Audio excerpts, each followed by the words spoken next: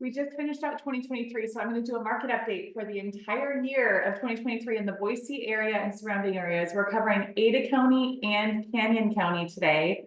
And then also, I just need to change the word from prediction because I'm just not going to predict, but I'm going to talk about a few things that could happen in 2024 so that you can be prepared. But as always, real estate's a very personal decision. It's very specific to your exact area.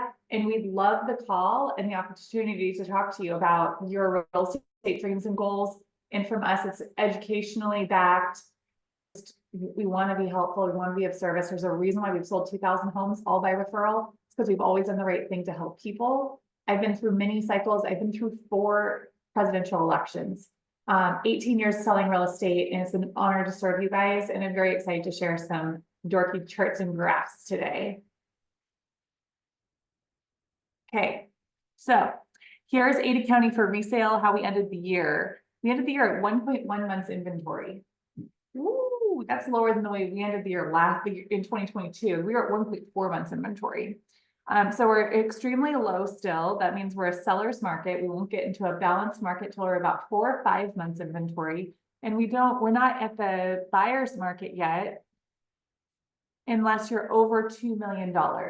And I did start to see that luxury market started to slow a little bit, but some luxury listings that are priced well and marketed well got offers last year. We had a decrease in price by 3.1%. I thought we'd have more. That was my prediction last year. I thought we'd see a bigger price change, but we went up and down a little bit, and then we ended up down, and we could be still going down. I'm not sure yet. It's still January 2024. And sorry, there's yelling in my background, so please forgive me and my family for their vocal opinions. Let's see. We saw a seasonality hit us last year, just like it always does. We see an increase in listings going into the spring and an increase in buyers. And then we see, let me see if that happened again. Yeah, and then the listings start to go down, and then the buyer counts goes up. Yeah. No, sorry, listing count. Sorry, let me look at this really hard so I can make sure. So we saw the increase in listings, and we saw the increase in buyers. And then that was interesting. We actually saw a little bit different. The buyer count went down a bit. The listing count, that's the same. The listing count went up in the summertime. The buyer count went down. And that's why I always say, if you're going to list your house in the spring, list it early spring or even January, February. If you list in June or July, the market starts to get funny. And then always Labor Day weekend, funniness, and then we pick back up again. It's just the way that always is seasonality. That seasonality does not count market shifts though. So we have to wipe away all seasonality thoughts if we have a major market shift. And we did the biggest shift of last year was the number of homes sold. So this is a national issue and a local Boise issue. We had 5,233 homes sold last year for resale, and the year before it was just over 6,200. So it's a 17% decrease. That's what we really felt. We didn't feel the price change that much. The price change, it's not significant, but the big change was the number of homes sold. So that brings me to next year. What I think could happen next year, depending on a million things, is we could see more houses sell than that 5,000. Because there's about 1,000 people that didn't buy that usually buys.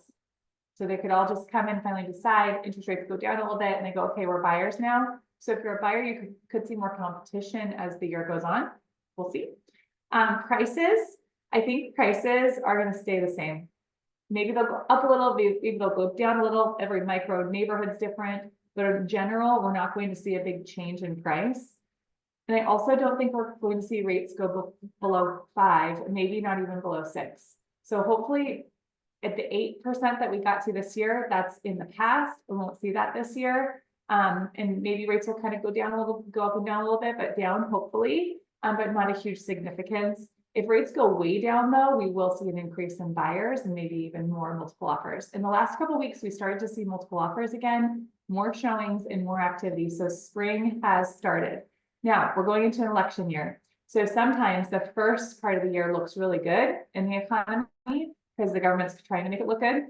And then people started to get scared, getting closer to election date. Doesn't matter who they want to win, they're just scared the other person could win.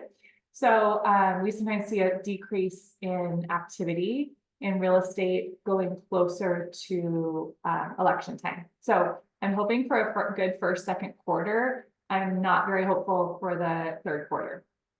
When we look at Canyon County, we are at negative 4.5%. So they went down a little bit more than Ada, 1.4 months inventory, still a seller's market. And they are pretty normal with seasonality as well. If you like these charts and graphs, I'd love to send you your neighborhood. I actually have them in every single neighborhood for Ada and Canyon County and a few other surrounding areas. Love this kind of stuff. So just message us 208-869-2444 if you like it, comment, save us on YouTube. Thanks for watching. Let's think.